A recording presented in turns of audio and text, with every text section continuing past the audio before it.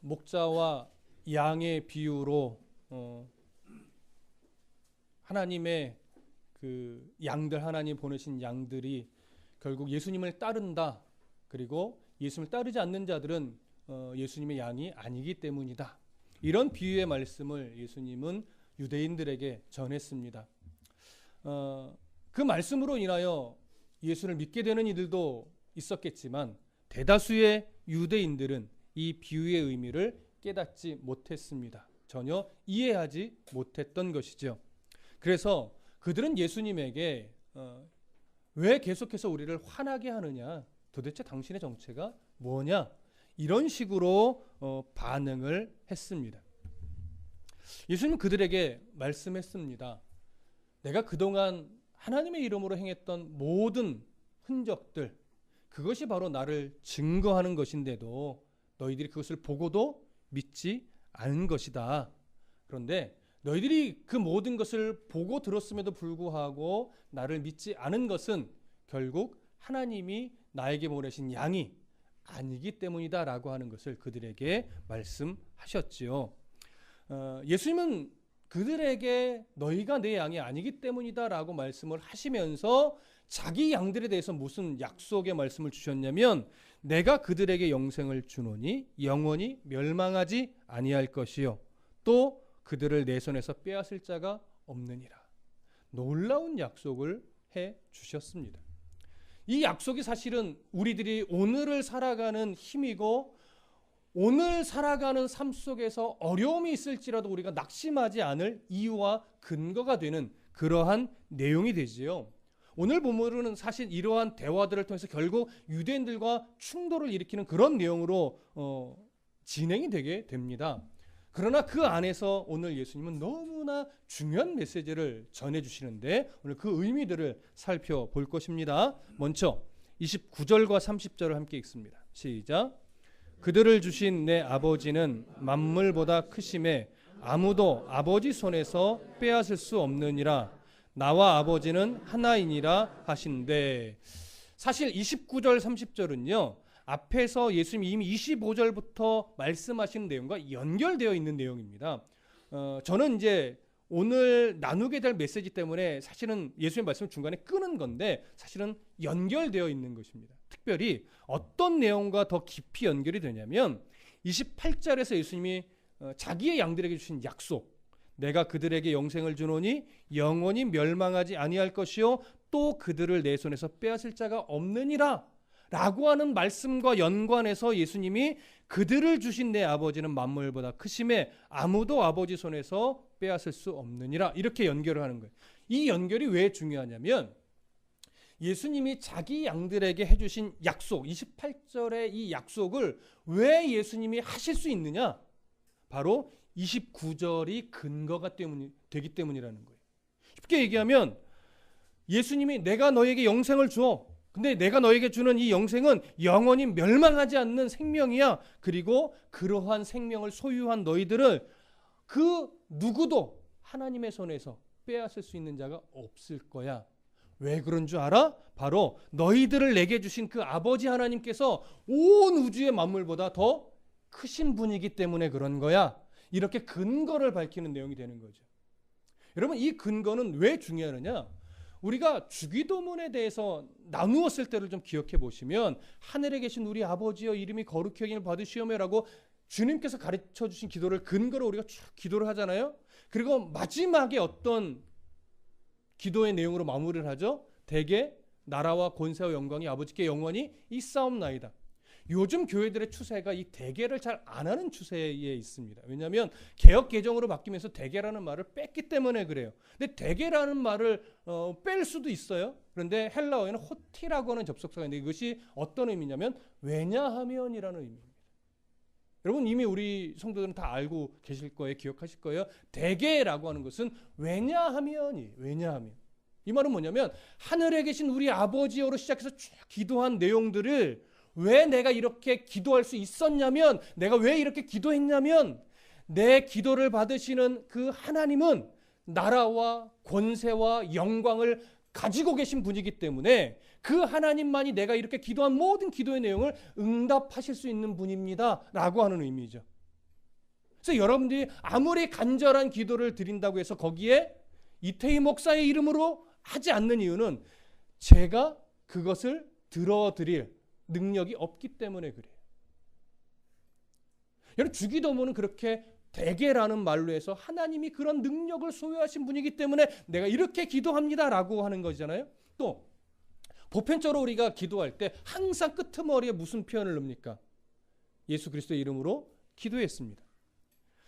우리나라의 이 기본적인 정서는 모든 기도의 끝에 예수 그리스도의 이름으로 기도했습니다를 안 넣으면 이상하지요. 그런데 그러다 보니까 우리 안에 어떠한 습관이 들어있냐면 마치 모든 기도의 종결 어미로서 들어가는 것 같이 그 의미가 무엇인지에 대한 이 이해함이 없이 그냥 공식화되어 있는 거예요. 여러분, 예수 그리스도의 이름으로 기도했습니다라고 하는 이 종결어의 더 중요한 의미는 뭐냐면 예수 그리스도의 이름을 의지해서 기도했습니다. 그래서 외국인들이 주로 기도할 때 보면 In the name of Jesus라는 표현을 하기도 하지만 그냥 안 하기도 해요. 그래서 그냥 자기 기도만을 끝나고 마지막에 아멘을 그냥 붙여버리고 끝나는 경우도 있어요. 그러니까 우리나라 정서에는 쟤는 뭐야? 외국 애들은 다 저래? 왜 예수님의 이름으로를 안 하는 거야? 이렇게 생각이 들 때가 있는데 입술로 그냥 예수 그리스도의 이름으로 기도했습니다라고 말하는 것은 중요하지 않습니다.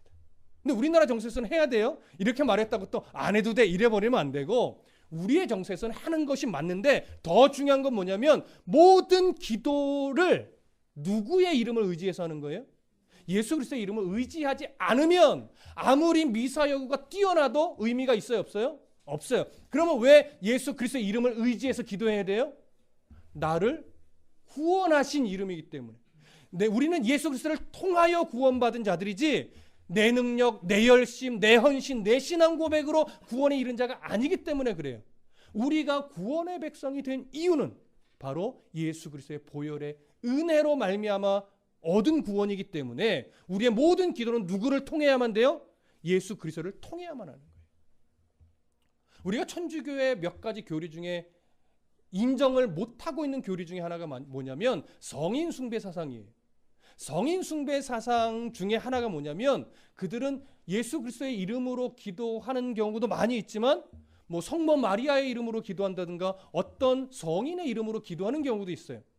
그러면 그들에게 묻습니다. 당신들은 왜 예수의 이름이 아니라 다른 성인의 이름으로 기도를 합니까? 라고 할 때 우리는 그들을 믿어서가 아닙니다. 근데 그들은 이러이러한 큰 일을 행하신 위대한 성인들이기 때문에 이런 상황에서는 이런 분의 이름으로 기도할 때 하나님이 더 잘 들어주시고 이런 상황에서는 이 성인의 이름으로 기도할 때 하나님이 더 잘 들어주십니다. 이렇게 이해를 갖고 있단 말이에요.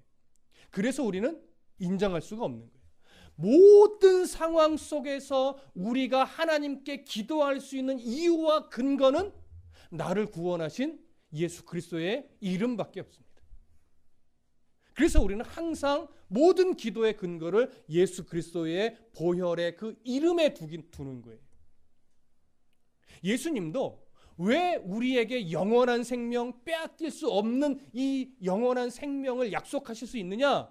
바로 우리들을 예수 그리스도의 양으로 선택하여 보내신 그 하나님이 온 우주 만물보다 더 크신 분이기 때문에 그 하나님의 뜻을 거스르고 우리를 대적하며 우리를 그 생명의 손에서 빼앗을 수 있는 존재는 아무도 없기 때문에.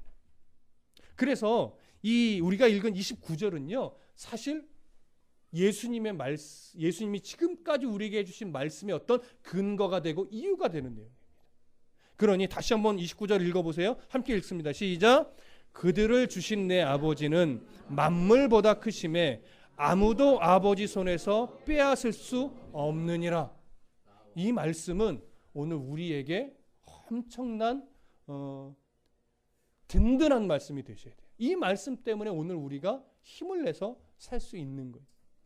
아무도 빼앗을 수 없다라는 말은 또 거꾸로 뒤집으면 그 하나님은 나를 그 어떤 존재에게도 빼앗길 수 없을 만큼 우리를 뭐 하실 수 있는 분이에요? 다듬어 내실 수 있는 분이라는 의미도 됩니다.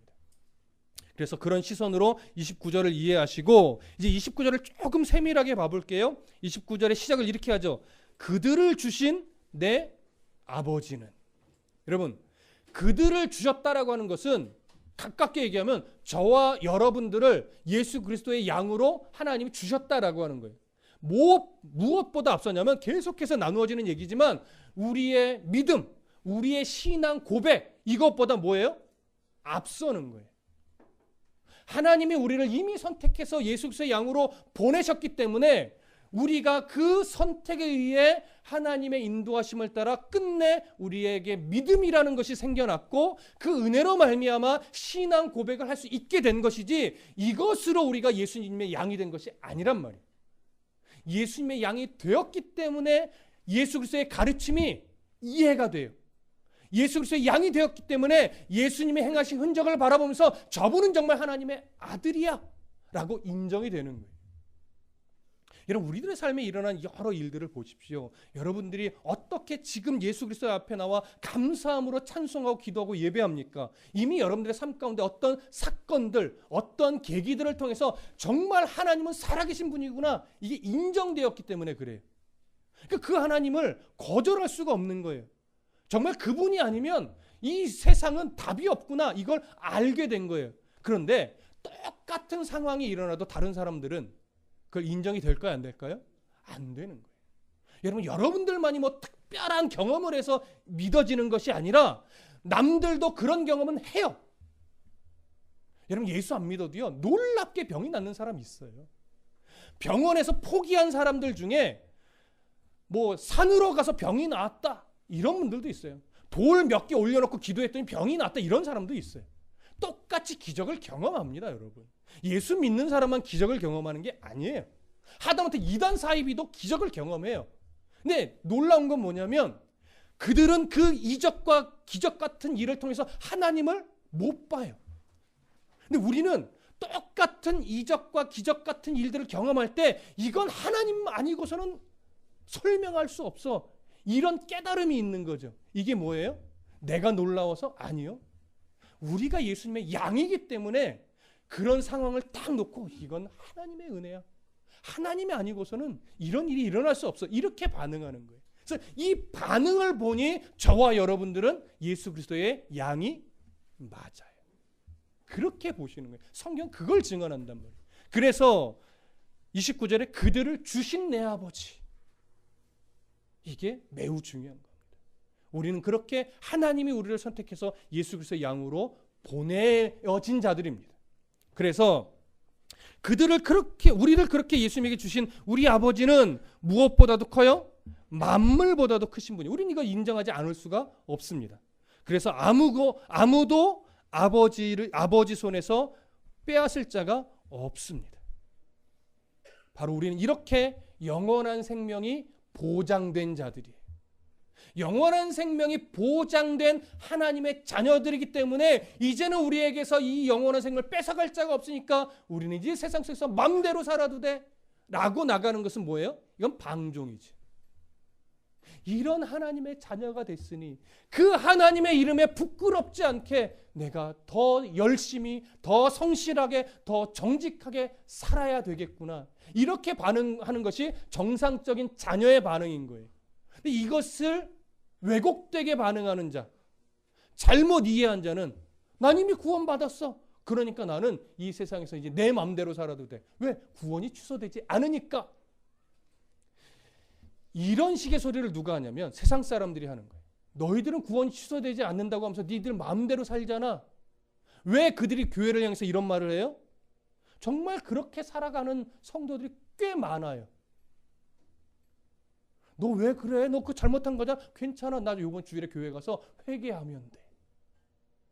이런 식으로 반응하는 사람이 은근히 있어요. 물론 여러분, 우리가 세상에서 아무리 잘못해도 하나님 앞에 나와서 진실하게 회개하면 하나님 그 죄를 다 가리워 주십니다. 덮어주시는 게 맞습니다. 그러나 하나님이 우리에게 그런 은혜를 베푸신 것은 너 세상에서 함부로 막 살아도 돼, 나한테 회개하면 돼, 이런 빌미로 삼으라고 그런 은혜를 주신 게 아니다라고 하는 거예요. 그렇게 함부로 살다가 우리는 종종 말하죠. 정말 하나님 앞에 된통 얻어맞을 수 있어요. 근데 된통 얻어맞는 건 그나마 감사한 거예요. 그렇게 함부로 생각하고 판단하고 함부로 사는 사람들은요, 어쩌면 예수 그리스도의 양이 아닐 수도 있어요. 그래서 성도는 어떠한 자세로 살아가는 것이 좋냐면, 옳은 것은 아니에요. 내가 이렇게 살다가 하나님께 버림받지, 이건 옳은 것은 아닌데, 우리는요 그러한 태도로 살아가는 것은 좋아요. 왜? 그래야 나를 점검하고 나를 다듬고 내가 더 바른 삶을 살아가는 동력이 될 수 있기 때문에. 그러니까 내가 이렇게 살다가 하나님께 버림받지는 두려움으로 가면 안 돼요. 하나님을 경외하는 자로서 두렵고 떨리는 태도로 우리가 살아가기 때문에 우리는 그러한 태도로는 살아야 돼요. 그러나 신학적으로는 하나님이 나를 버리시지 않는다는 이 사실 때문에 평안을 누릴 수도 있어야 돼요. 이 두 가지가 균형감을 가지고 살아갈 때 우리는 세상 속에서 정말 바른 삶을 살아갈 수 있습니다. 그러니까 방종하지 마십시오. 교만하지 마십시오. 언제나 하나님의 말씀 앞에 나를 내 영원한 삶을 빼앗을 존재는 없으나 나는 그 하나님의 이름, 나를 이렇게 사랑하신 그 하나님의 이름이 망령되이 일컬어지지 않도록 나의 말과 행실 하나하나 정말 조심하며 살아야 되겠다. 이런 긴장감은 늘 가지고 있어야 하는 겁니다. 자, 이런 은혜를 우리에게 주시면서 예수님은 중요한 말씀을 하나 툭 던지세요. 나와 아버지는 하나이니라. 여러분, 나와 아버지는 하나라고 하는 이 말씀은 몇 가지 이해가 이 안에 담겨 있어요. 첫 번째는 뭐예요? 앞에 요한복음 앞부분에서 예수님이 늘 강조했듯이 나는 누가 보내신 자다? 하나님이 보내신 자다. 나는 하나님이 거룩하게 하여 보내신 하나님의 아들이다라고 하는 의미가 이 안에 담겨 있고, 또 예수님은 하나님과 분명히 다르죠. 성부와 성자라고는 구분이 명확하게 있어요. 그럼에도 불구하고 성부와 성자는 본질상, 속성상, 사역상 하나예요, 둘이에요? 하나예요. 이게 이제 삼위일체와 연결이 되는 신학적 이해인데 이건 초월적인 부분입니다.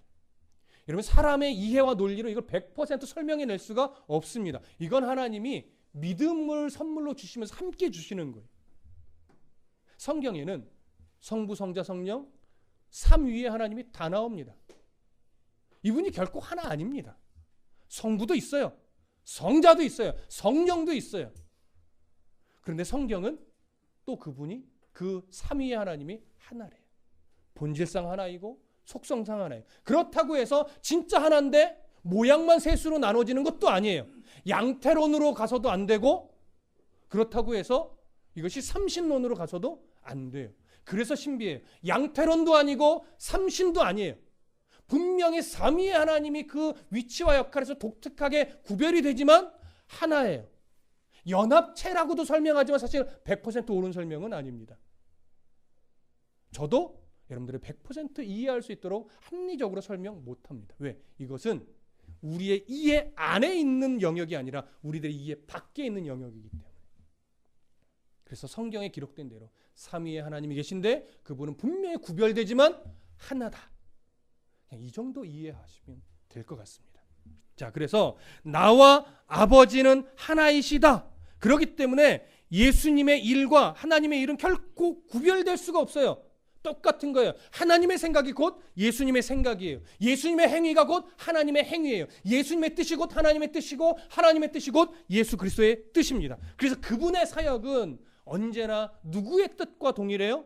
하나님 아버지의 뜻과 동일해요. 그러니 그분의 행하신 모든 일들, 그분이 가르치신 모든 말씀들을 가만히 되짚어 보면 하나님과 다른 것이 있을까요, 없을까요? 전혀 없어요. 다를 수가 없기 때문에. 근데 문제는 뭐냐면 이렇게 말씀하신 예수의 말씀의 의미를 과연 유대인들이 바르게 이해할 것인가? 이것은 이제 숙제인 거죠. 31절 다 같이 볼까요? 함께 읽습니다. 시작. 유대인들이 다시 돌을 들어 치려 하거늘. 유대인들이 이해했을까요? 못했을까요? 이해를 못했죠. 그런데 잘 보세요. 이해를 못했다라고 하는 것은 인정을 못했다는 얘기지 그 의미를 모른다는 얘기가 아니에요. 자, 이들이 왜 돌을 치려고 했느냐? 바로 나와 아버지는 하나라고 하는 이 말에 가지고 있는 표면적 의미는 이해했기 때문에 그래요. 뭐야? 네가 하나님이라는 거 이 얘기죠. 너와 하나님이 똑같아. 네가 하나님과 똑같은 존재야? 말도 안 돼. 이 미친놈. 너 돌을 들어. 너 돌을 맞아 죽어야 돼. 이렇게 되는 거예요. 표면적 의미는 이해했지요. 근데 그 의미가 예수 그리스도에 적용되는 것은 인정이 돼야 안 돼요? 인정이 안 돼요. 그래서 깨닫지를 못했다는 얘기예요. 표면적 의미를 몰랐다는 얘기가 아니라. 그러니까 이들은 알지만 인정을 못하는 거예요. 인정을 안 하는 거예요. 그래서 뭐예요? 분노가 일어나면서 돌을 들어 치려고 하는 거예요. 무슨 말씀인지 이해되시죠? 자, 이들이 말하는 것은 바로 예수님에 대해서 신성모독이라고 여기는 겁니다. 신성모독. 자, 그러면 이렇게 반응하는 이 유대인들에게 예수님은 뭐라고 하시는가? 32절 보시죠. 함께 읽습니다. 시작. 예수께서 대답하시되 내가 아버지로 말미암아 여러 가지 선한 일로 너희에게 보였거늘 그 중에 어떤 일로 나를 돌로 치려 하느냐. 자, 저를 보세요. 굉장히 중요한 겁니다. 예수님이 그들에게 돌을 들어서 지금 던지려고 막 분노를 끓고 있는 유대인들에게 무슨 말씀을 하냐면, 야, 무슨 일이 너희들 안에 마음에 걸려서 나에게 돌을 던지려고 하는 거, 이렇게 묻는 거예요. 그런데 한번 생각해 보세요. 예수님이요, 이들이 분노하며 돌을 던지려고 하는 이유를 모르셨을까요? 알죠. 알면서 의도를 가지고 이런 질문을 던지는 거예요. 내가 아버지로 말미암아 여러 가지 선한 일로 너희에게 보였거늘 그 중에 어떤 일로 나를 돌로 치려 하느냐, 이렇게 묻잖아요. 이것은 예수님이 어떤 의도가 있는 거냐면 그들의 입술로 예수님의 말이나 예수님의 행위 안에서는, 그동안 해왔던 행위 안에서 어떠한 잘못이라는 건 이거예요. 하나님의 뜻과 다른 행위가 없었음을 일단 그들의 입으로 뭐하게 하려는 거냐면 시인하게 하려는 거예요. 여러분 이해되세요? 일단 예수님의 행위가 하나님의 뜻과 어긋나는 행위가 없다는 것을 시인하면 이제 그들은 무엇에 부딪히냐면 예수님에게 돌로 칠 이유와 근거가 사라지게 되는 거예요. 그래서 예수님이 그래서 이런 몰라서가 아니라 그런 의도를 가지고 지금 이 질문을 하고 있는 겁니다. 자, 우선 내가 아버지로 말미암아 여러 가지 선한 일로 너희에게 보였거늘, 이 표현을 좀 주목해 보실 때 여기서 중요한 초점은요, 예수님이 선한 일을 했다가 아니에요. 예수님이 행하신 모든 일이 누구로 말미암아 선한 일을 했다는 거예요? 아버지, 하나님 아버지로 말미암아 선한 일을 했다. 이것이 더 중요한 거예요. 그러면 여기서 선한 일은 착한 일일까요? 그거 아니죠. 여기서 선은 하나님의 뜻에 합당한 일이 선이에요. 그러니 예수님이 행하신 모든 일들, 아무리 사소하게 보이는 일들이라 할지라도 그 모든 일들이 하나님의 뜻과 다르지 않다라고 하는 것이죠. 그래서 내가 행한 어떤 일 중에 하나님의 뜻과 다른 것이 있더냐, 이 얘기를 묻는 거예요. 그러니 내가 행한 일 중에 어떤 일이 하나님의 뜻과 다르다고 여겨지길래 돌을 들어 던지려고 하는 거느냐, 이런 의도를 가지고 지금 질문을 하신 거죠. 자, 지금 유대인들은요, 예수님의 어떤 행위에 문제를 삼으려고 하는 것이 아니라 예수님의 말과 행실에서 뭘 잡으려고? 꼬투리를 잡고 싶은 거예요. 왜? 인정할 수 없으니까. 근데 예수님의 행위에서 꼬투리가 잡힐까요? 안 잡힐까요? 안 잡히죠. 그래서 예수님이 하시는 말씀 중에 어느 하나를 딱 캐치하면 그거라도 꼬투리를 잡아서 예수님을 지금 붙잡으려고 하는 거예요. 자, 유대인들의 반응을 보시죠. 33절 함께 읽습니다. 시작. 유대인들이 대답하되 선한 일로 말미암아 우리가 너를 돌로 치려는 것이 아니라 신성모독으로 인함이니 네가 사람이 되어 자칭 하나님이라 함이로라. 자, 유대인들이 대답하되 첫 번째 이 얘기를 하죠. 선한 일로 말미암아 우리가 너를 돌로 치려는 것이 아니다. 예수님 지금 이 말을 들으려고 하는 거예요. 그들에게 시인하게 하려는 거죠. 그러니까 예수님이 행하신 일들 안에서는 잘못된 걸 발견할 수 있어요, 없어요? 그들도 발견하지 못했다라고 하는 것을 입술로 시인하는 거예요. 그러니까 거꾸로 이야기하면 예수님이 행하신 모든 일은 하나님의 뜻에 부합했었다라고 하는 것을 이들이 시인하게 된 것과 똑같은 결과가 된 거죠. 그러면서 이들이 빌미를 잡은 건 뭐냐면 나와 하나님은 뭐다? 하나다라고 하는 이 말에서 꼬투리를 잡은 거예요. 네가 하나님이라는 거야? 바로 그게 틀렸어. 그래서 우리가 너를 돌로 치려는 거야. 이렇게 던진 거죠. 근데 예수님은 행위에 대해서는 그들에게 인정을 받았으니까 무엇만 해결하면 돼요? 그 말이 하나님을 모독한 말이 아니다라고 하는 것만 증명하면 되는 거예요. 그럼 이제 그들이 생각한 모든 것이 틀렸음을 예수님이 증명해 내시는 거죠. 자, 다음 구절 보실까요? 34절부터 36절까지 예수님의 말씀이 신성모독일 수 없는 이유를 예수님이 정확하게 밝혀내십니다. 34절부터 36절 함께 읽습니다. 시작. 예수께서 이르시되 너희 율법에 기록된 바 내가 너희를 신이라 하였노라 하지 아니하였느냐? 성경은 패하지 못하나니 하나님의 말씀을 받은 사람들을 신이라 하셨거든. 하물며 아버지께서 거룩하게 하사 세상에 보내신 자가 나는 하나님의 아들이라 하는 것으로 너희가 어찌 신성모독이라 하느냐. 잘 들으세요. 34절에 너희 율법에 기록된 바 내가 너희를 뭐라 하였어요? 신이라 하였대요. 이 신은 헬라어로 데오스입니다. 진짜 갓입니다. 갓. 영어로도 갓이라고 되어 있는 거예요. 근데 어쩌면 여러분들 그런 말씀이 있었나? 이렇게 생각할 수 있어요. 너희 율법에 기록된 바 내가 너희를 뭐라고 했대요? 신이라고 했대요. 이건 사람에게 신이라고 했다라는 얘기예요. 그런데 이 신은요, 고유명사가 아니라 일반 명사입니다. 쉽게 얘기하면 고유명사라는 건 무슨 말이냐면 정말 숭배의 대상으로서의 신, 영어로는 대문자 G로 시작하는 거죠. 그러니까 숭배의 대상으로서의 신은 고유명사예요. 바로 그 하나님, 이런 얘기죠. 근데 여기서의 신은 고유명사가 아니라 일반 명사예요. 그럼 일반 명사로서의 신은 누구에게 적용해서 쓰는 단어냐? 하나님의 일을 대신해서 행하는 사람에게, 하나님의 말씀을 대언한다든가, 하나님의 공의에 입각해서 재판을 하는 자라든가, 하나님의 공의에 입각하여 통치를 하는 자들이라든가, 이렇게 하나님을 대신하여 일하는 자들을 보통 뭐라고도 불렀냐면 신들이다, 신이다라고도 불렀다라고 하는 거예요. 그러나 그 신은 숭배의 대상으로서의 신이 아니라 하나님의 일을 대신하는 자로서의 그 권위를 높여주는 차원에서 신이다라고 불렀다라고 하는 것이죠. 그럼 그 한 예를 좀 봐볼게요. 시편 82편을 한번 가보겠습니다. 구약성경 시편 82편.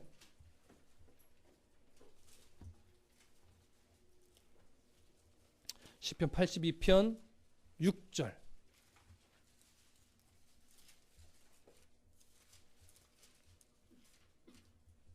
자, 찾으신 분들만 함께 있습니다. 시편 82편 6절 말씀. 자, 함께 읽습니다. 시작.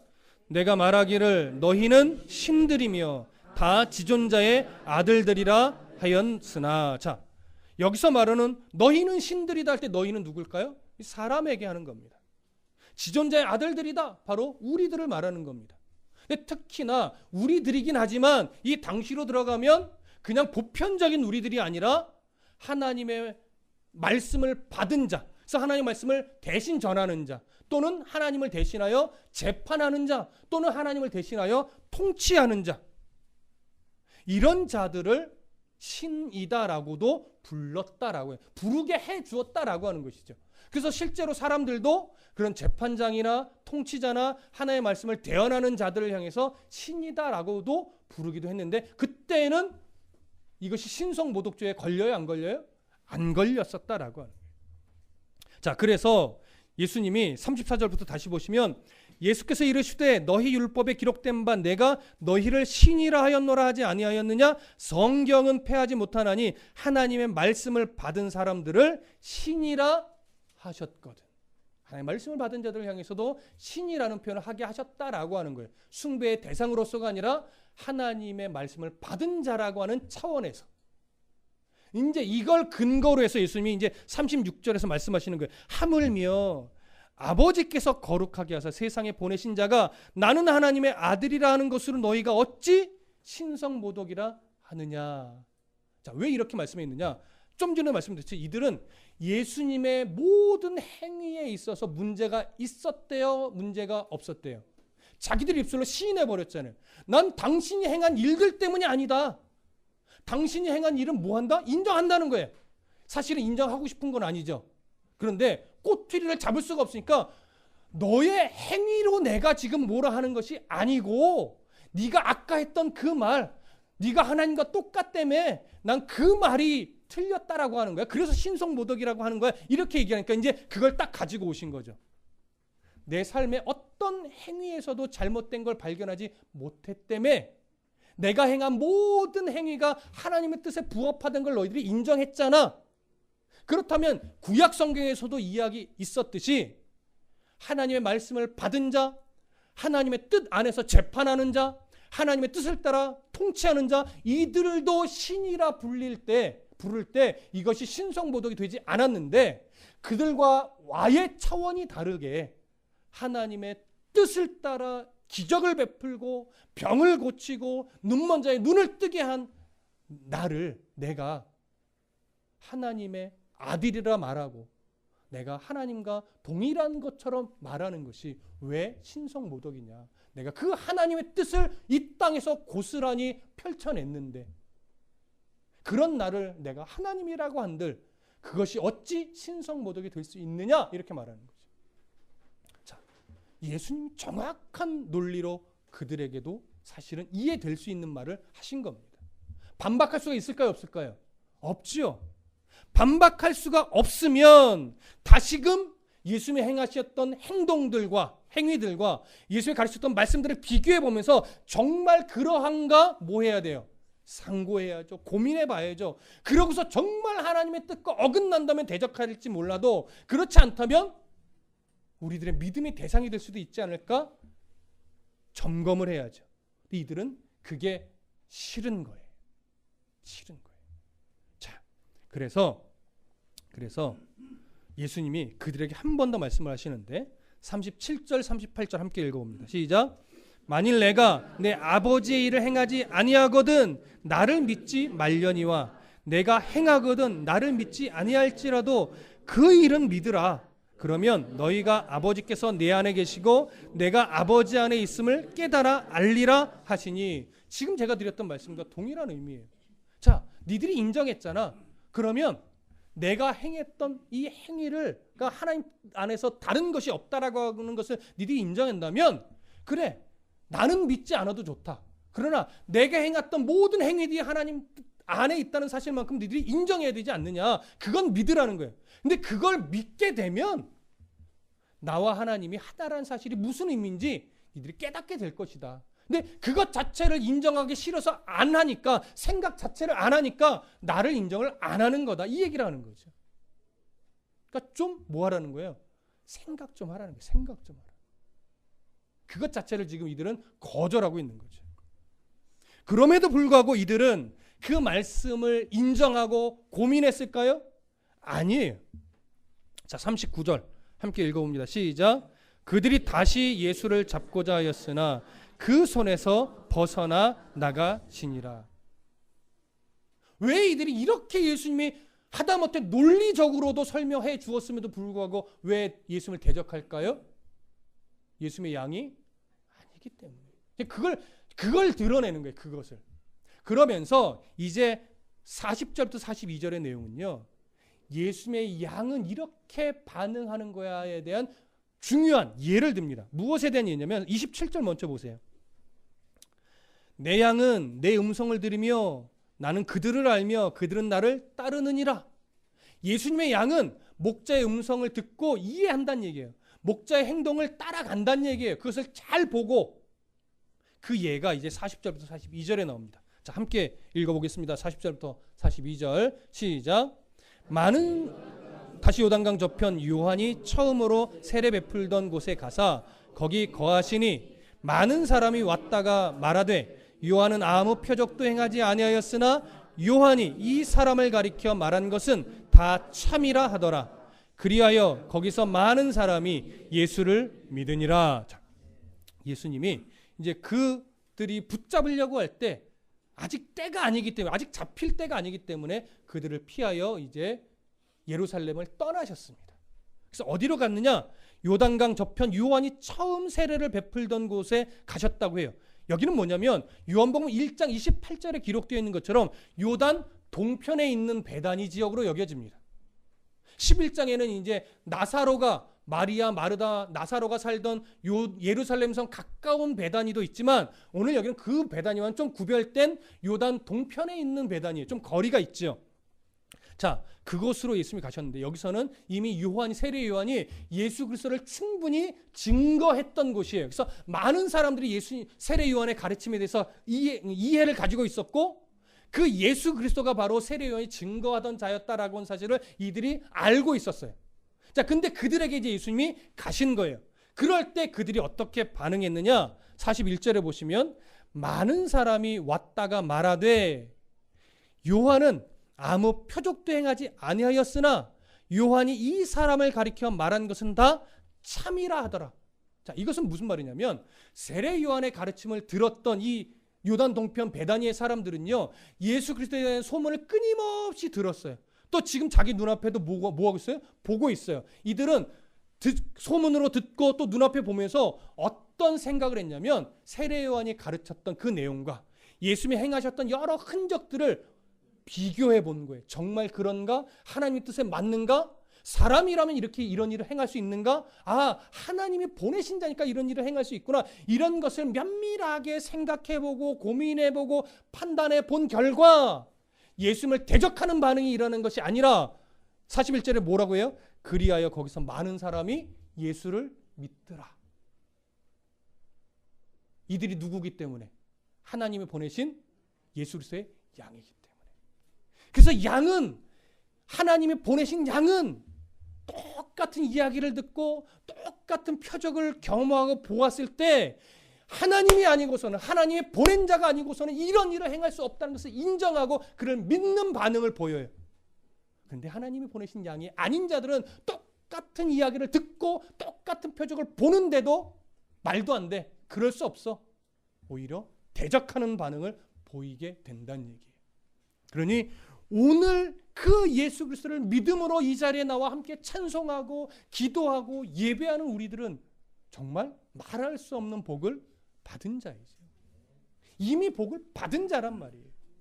그러니 이 세상을 살아갈 때 우리에게 사실은 필요한 것은 뭐냐면 세상에서 잘 되고 성공하고 부자가 되고 이것이 아니라 내 삶을 통해서 정말로 내가 믿은 하나님이 정말 맞았다.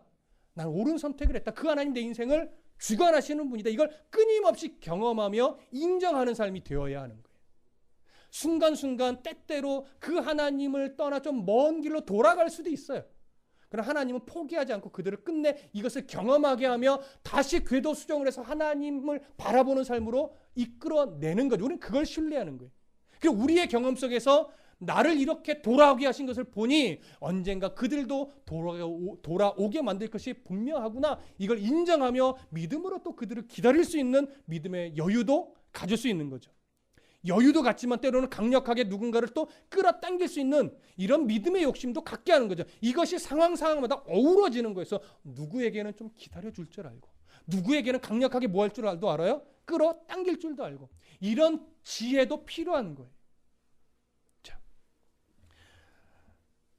우리가 시편에 보면 이런 말씀이 시편 119편 여러분 한번 찾아볼까요? 시편 119편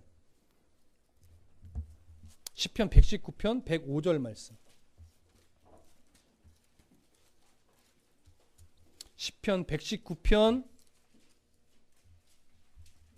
105절 말씀. 자, 함께 읽습니다. 시작. 주의 말씀은 내 발의 등이요 내 길의 빛이니이다. 우리가 너무나 좋아하는 말씀이에요. 주의 말씀은 내 발의 뭐예요? 등이에요. 내 길을 비추어서 잘 걸어가게 하는 뭐예요? 빛이시란 말이에요. 그런데 등불과 빛은 전제가 있습니다. 자, 밝은 대낮의 길에 우리가 등불을 켜고 가지 않죠. 전제가 뭐예요? 어두운 길이에요. 그럼 무엇을 상징할까요? 우리들의 인생은 사실은 어두운 길이라는 거예요. 이 인생살이는 힘든 길이라는 거예요. 여러분, 어떤 인생이 날 때부터 죽을 때까지 근심 걱정 없이 늘 평안하고 행복하고 부족함이 없고 넉넉하고 늘 착하고 이렇게 삽니까? 어떤 인생이? 정도의 차이가 좀 있을 뿐이지 모든 인생은 다 어두운 길을 살아가는 거예요. 근데 왜 하나님은 예수 믿는 자들에게 어두운 길을 가게 할까요? 예수 딱 믿는 순간 대낮의 길로 살게 하시면 안 돼요? 하나님은요, 안 된다는 거예요. 죄인의 속성은 항상 어두운 인생길에 빛이 되신 예수님을 만나야 그 걸음이 온전하듯이 성도의 인생은요, 이 세상살이라고 하는 것은 사실 쉬운 게 아니라는 거죠. 예수님 아시는 거예요. 어려워요. 늘 미혹이 널려 있어요. 내 교만도 우리 앞에 늘 있어요. 욕심, 탐심, 수없이 많은 미혹거리들이 산재해 있는데 거기서 그 미혹에 빠지지 않기 위해서는 뭐가 필요하다는 거예요? 말씀의 등불이 필요하다는 거예요. 근데 이 말씀의 등불을 신뢰하지 않으면 이 말씀의 등불로는 안 돼. 나는 알카라인 건전지 4개 들어가는 이 후레쉬를 내 손에 들어야 내가 안심할 수 있어. 이러면서 내 욕심으로 내 기대와 내 만족의 등불을 자꾸 내가 만들어 들으려고 하는 거죠. 그러면 인생은 좀 편하게는 살 수 있겠죠. 좀 부유하게는 살 수 있겠죠.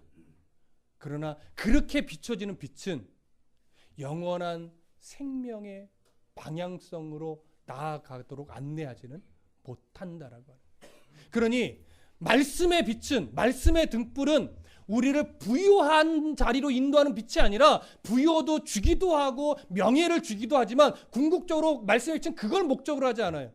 무엇을 목적으로 해요? 영원한 하나님의 나라를 향해 가도록 안내하는 길이란 말이에요. 안내하는 빛이란 말이에요.